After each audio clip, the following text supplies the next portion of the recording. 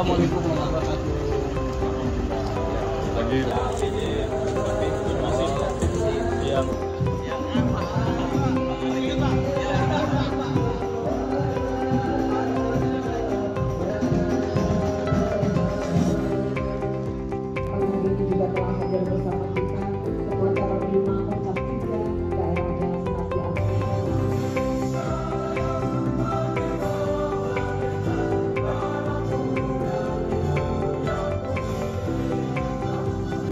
yang saat ini masih harus melaksanakan tugas di Mabes jadi garda terdepan untuk mendukung semua kegiatan di masyarakat.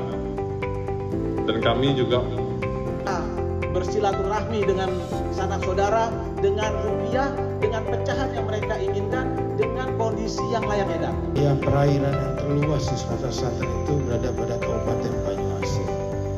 Pengendalian inflasi, Pak.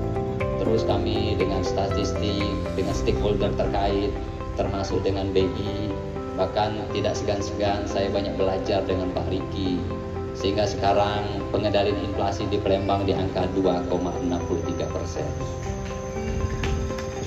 Bapak Ibu hadirin.